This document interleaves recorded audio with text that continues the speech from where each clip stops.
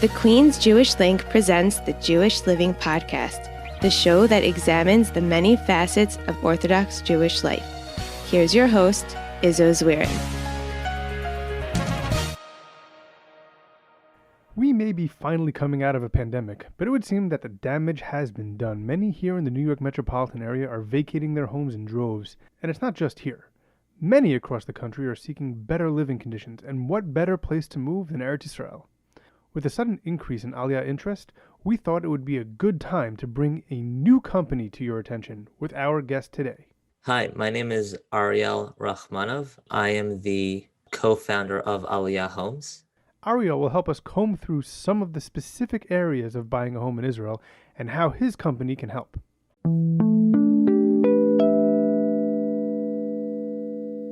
All right, Ariel, thank you so much for joining me this week. I really appreciate taking the time. Can you tell me a little bit about yourself and your background? Yes, I am from Queens, New York. I've been living in New York since I was born. I went to high school in Virginia, in Yeshiva of Virginia, and I followed my Rosh Yeshiva to Israel. He and another Rav started Migdal HaTorah in Modi'in, and I've always had family in Israel, so when I went there, I felt attached to the country, and when I came back to America to learn in my Rosh Yeshiva's brother's yeshiva, where I am currently now, I felt that I still wanted something to do with Israel, and thank God I found something that can definitely fulfill my purpose in life. All right. Well, I appreciate that background. If you don't mind me asking, how old are you? I am 26, turning 27 in a couple months. All right. Well, happy birthday in a couple of months. So let's talk about why you're here today to talk about Aliyah Homes. So first of all, what is Aliyah Homes? That's a very good question. And Aliyah Homes is a startup that started during the beginning of COVID, actually. I think around June, July last year, 2020. And Aliyah Homes is a subsidiary of Keller Williams. We are a company that helps Olim make Aliyah in a seamless manner. We provide an opportunity where they can have a stress-free Aliyah. All right, so that sounds like an appetizing thing to a lot of people, especially those who are interested in making Aliyah, which has grown probably a lot during COVID. But for those who have made Aliyah that might be listening, there's probably a lot of stresses that go into it. Can you talk a little bit about what those stresses are and how Aliyah Homes helps to alleviate some of those stresses? Absolutely. I'm gonna start from before we get on the plane, because that's where we primarily focus on. When someone's applying, through Nefesh B'Nefesh, to start their Aliyah process, the challenge is really, well, what do I do? How do I prepare for Aliyah? Meaning, let's say I need to sell my house and transfer the funds to Israel. How do I do that? When do I do that? Timing is important. Meaning, if I'm approved, to go into Israel, and I sell my house, well, what if I don't have a place to live in Israel? I mean, how do I find an apartment or another home in Israel? What about a real estate attorney? How much can I be approved to get a loan there? I don't know the culture. I mean, who do I speak? How do I find someone who speaks English and understands the American culture? How do they even go about it? That's where we come in. We provide those services to them. All right. So what exactly do you do to help them get through all those hurdles? Yeah. So we, in a nutshell, we connect them with anyone they need in order to streamline their Aliyah process. I'll just, I guess, give you a concrete example. Let's say you have an individual who is thinking about making Aliyah. right? I would sit down with them and determine what their needs are and determine when they want to make Aliyah. And we would come up with a structured plan on and creating a list and checking off everything on the list before we even put their house on the market, and before they get there. I mean, it could be, they may need a mover, international mover. And you provide this checklist. It's not something that like they come and say, hey, here's all the things that we have. Like, you have like a standardized checklist that people are going to need. Yes, and it's always morphing because, like I said, we started this in the beginning of COVID, and thank God I have a few clients, and one of them is about to make Aliyah, my first one actually. Very nice. And my partner Michael Horowitz, who lives in Boca Raton area, him and I have been working on many great ways on educating people who want to make Aliyah. We're gonna be having a training program. YouTube. We're thinking about having our own podcast. We would love to have you on. And yeah.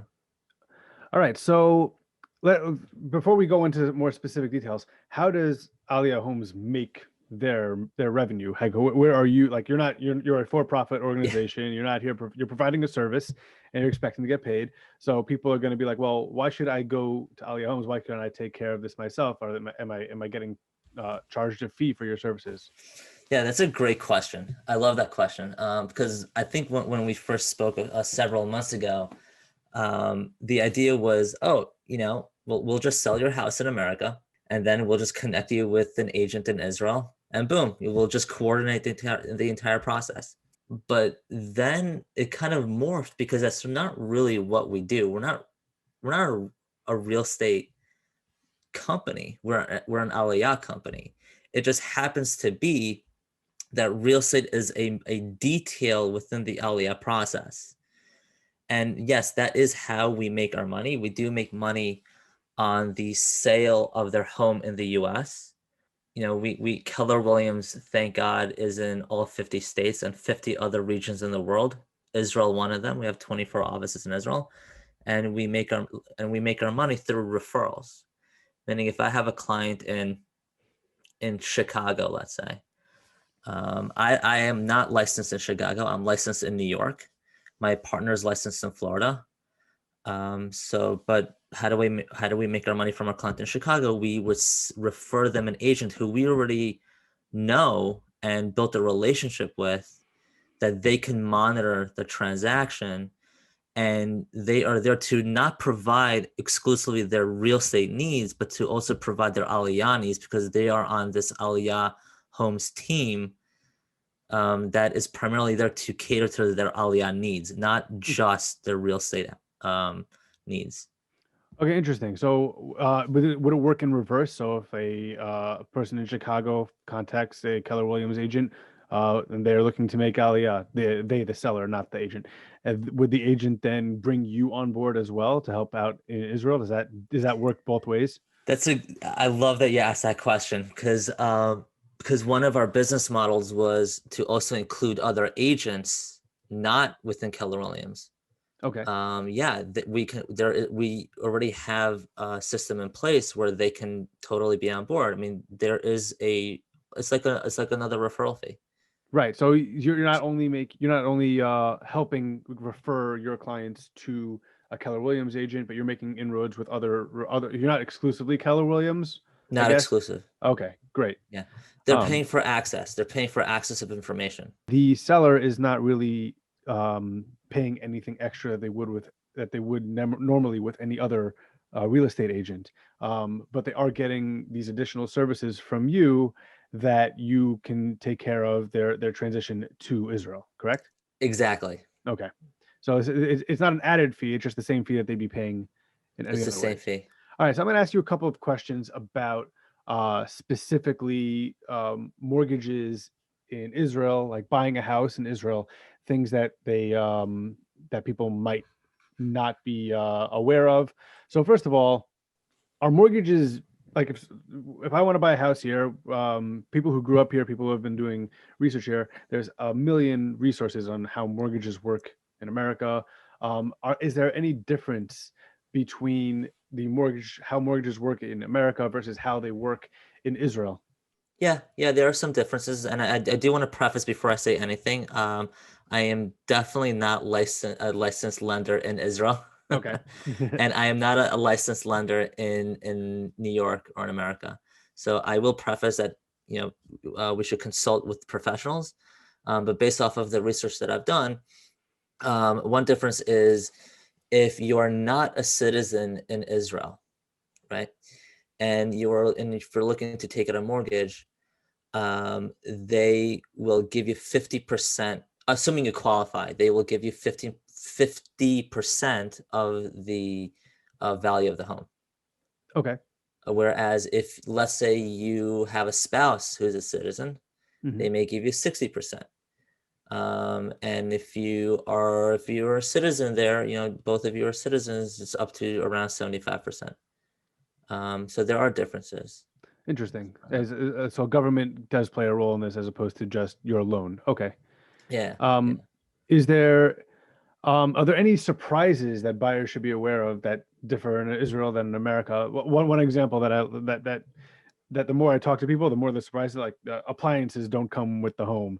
Yeah. I guess now with the advent of HGTV and they go international and they like it's a European thing that the appliances don't come with the home. But is there anything kind of like that in that ilk that that American homeowners are used to that aren't really there in Israel? Yeah. Be clear with how many bedrooms you want.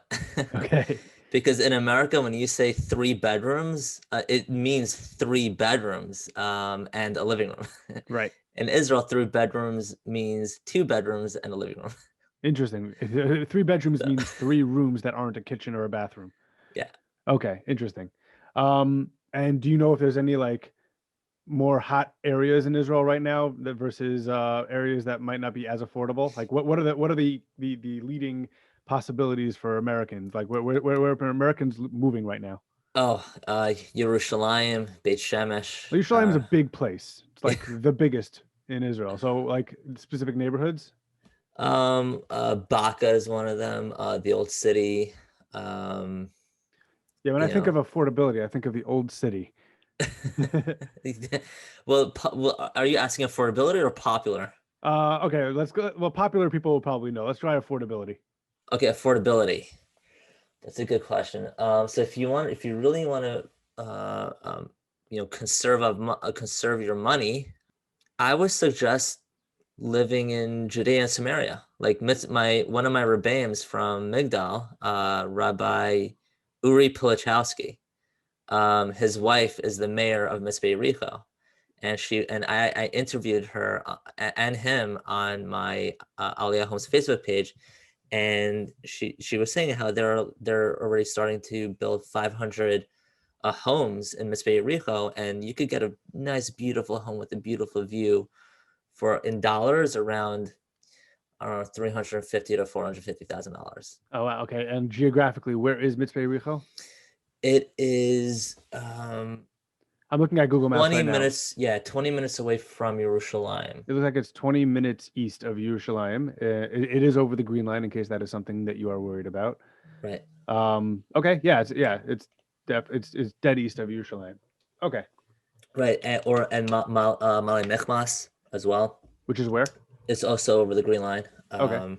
And also my colleagues, my associates in Israel, I work with Home in Israel. They're KW in Netanya, and they've been helping people make Aliyah from South Africa for 20 years already. Oh, wow. So they definitely have the experience on the international level, and they've been telling me that if the government is encouraging Jews to move to the north.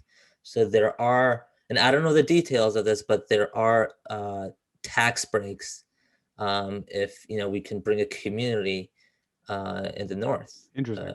Northern Israel. Yeah. All right. So you just mentioned like organizations that you're working with. So let's go into that.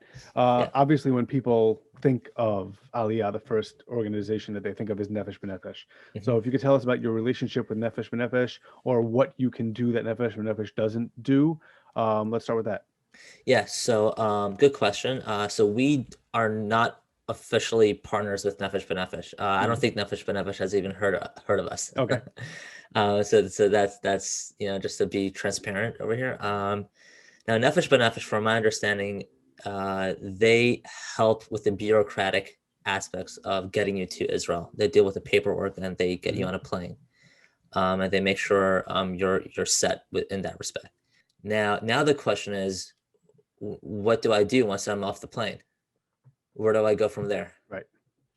That's where we come in. That's where our relationships with vendors in Israel come in. So who are those vendors, and what are you doing to help facilitate those relationships? Yeah, so like one concierge program, a company who we work with, and we had a webinar with them as Olim advisors. That's one. Okay. And what do they do? They help you get settled in. They help you with your helping you find communities, getting settled in with schools, getting you settled in with how to read your phone bill, your electrical bill, setting up your Wi-Fi. They showing you around the area a little bit. That's where they come in. All right, and I know that you have a relationship with the Aliyah Network. So what's the Aliyah Network, and what is your relationship with them? Yeah, so the Aliyah Network was founded by David Eskenazi and his wife Marcy. Okay. They started this way before COVID, and they also have a network of vendors who I tap into. And they're the ones who actually ignited this flame in me where I want to start helping people make Aliyah in the way that I can and in my realm. So we've been working closely together, and David Eskenazi is a very good friend of me, and he learned in the same yeshiva that I had many years ago. And okay. And what is it that they do? They help. It's a good question. I don't really exactly know the particulars, but they do have vendors in place as well. Oh, so they're another organization that connects to various vendors to help people in their Aliyah process. Yeah. Okay, and the last one that I want to ask you about is the Jewish Agency. Yeah. The Jewish Agency. They also do behind the scenes bureaucratic aspects, but not exclusive to the UK and America. Okay. They also deal with for other countries as well. I think they have like some sort of agreement with Nefesh B'Nefesh, where Nefesh B'Nefesh handles the UK and America, and the Jewish Agency. I think they do a little bit of that, or they do other aspects within the bureaucratic of it, but Nefesh B'Nefesh does not handle. I think the rest of the world, like France, I don't know, Russia. I think the Jewish Agency handles more of those countries, more in detail. It's very complicated. I'm still learning. That's fine. Everything and. So let's ask it this way. Let's go the reverse way. What aspects of the Aliyah process are you not involved in that you and the other organizations that you partner with? What is it something that Olim are going to have to take care of either on themselves or find a different vendor to help them out? The bureaucratic aspects, getting them in touch with a Nefesh B'Nefesh advisor or the Jewish Agency advisor, getting them a flight to Israel. I could guide them. Right. However, I practically have no way of helping them in the best way I can.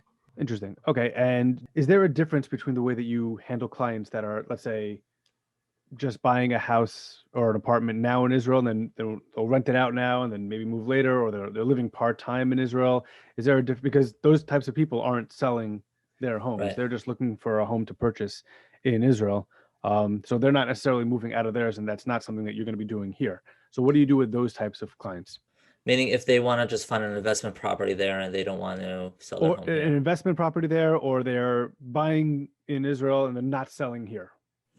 No, there's no difference. I mean, in terms of baggage, yeah, there's less baggage, on what we handle.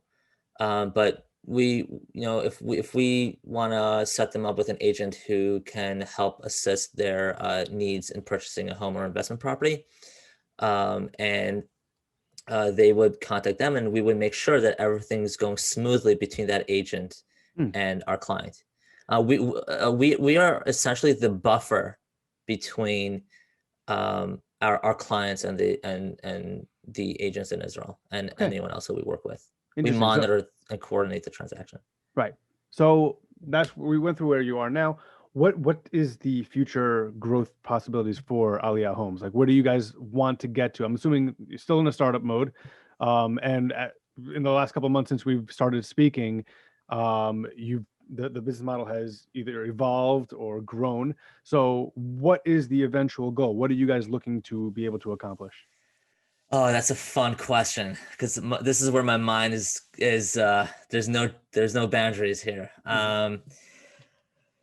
Yeah. So we we see. I see a path where we can help people make Aliyah from all over the world. I mean, the Jewish agency is expecting 250,000 Jews making Aliyah between 3 to 5 years from now. Mhm.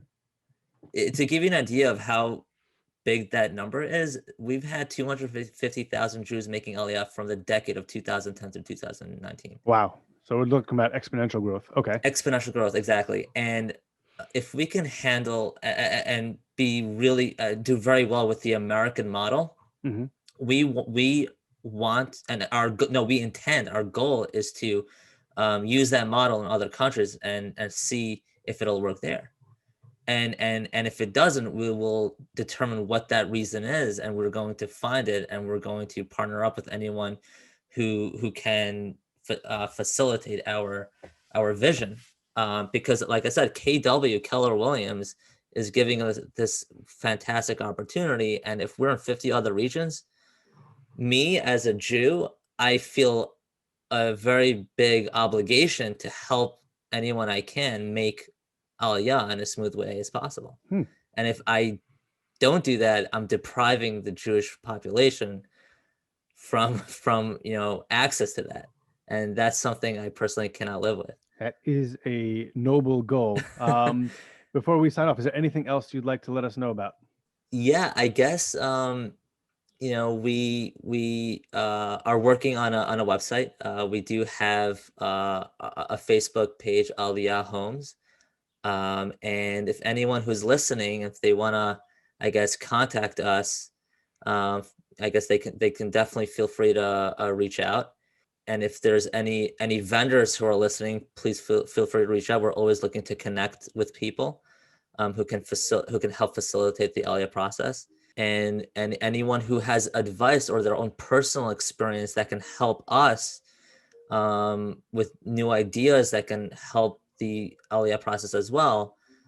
We're looking for feedback and positive, constructive criticism as well in doing that. I'm going to ask you one question out of curiosity, which isn't Sure. necessarily related to your business model. I'm just curious. Throughout COVID, have you seen an uptick in people reaching out to you guys to make Aliyah? And has the recent, I mean, this has only been going on for about 2 weeks since we've started, since at the time of recording, but the unrest in Israel, has that tampered down things? I love that you asked that question, especially the second half of the question, because when we ran our webinar with Olim Advisors, we had around 240 people register. Okay. 150 of them were from America. And when I was calling them, yeah, during COVID, they they're like, yeah, no, we need to go to Israel. I mean, there are really three reasons why people are moving to Israel. One is anti-Semitism, COVID, because they feel that they want to be, they have grandchildren in Israel or children, and they don't want to feel restricted and not being able to see them. Mm-hmm. And two is because for religious purposes, is our country. We belong there. We want to retire there and live the rest of our lives there. Now, with what's happening now in Israel, with these terrorist attacks and the uprising and what's going on in Israel, you would think that people do not want to go to Israel, but I've been hearing the exact opposite.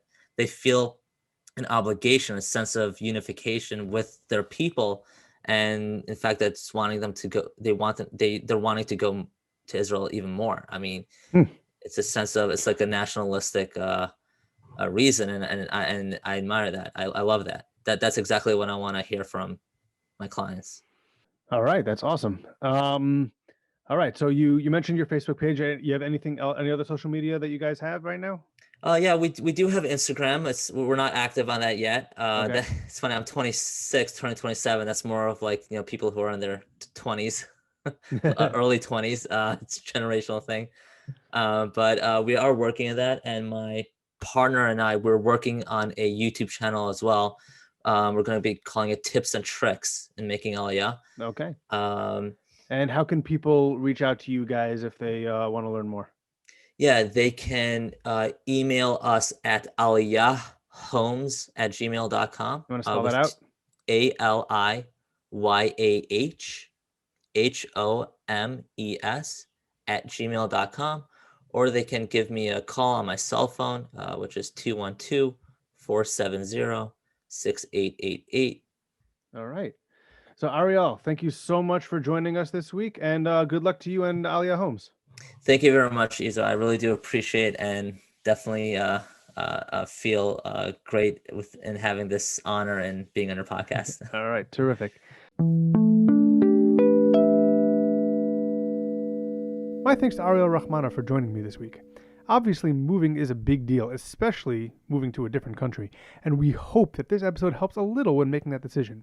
If you want to hear another episode about making Aliyah from a family who did so and documented their entire journey, check out episode 2, Making Aliyah, an Insider's Guide with Ellie and Dina Kamiansky. Until next time, Kol Tov. The Jewish Living Podcast is produced by Sreli Paikus. Our theme song is The Band by A.B. Rottenberg. Follow us on Facebook at The Jewish Living Podcast and on Twitter and Instagram at Jewish_living. You can also email the show at jewishlivingpodcast@gmail.com. The Jewish Living Podcast is recorded in conjunction with the Queens Jewish Link.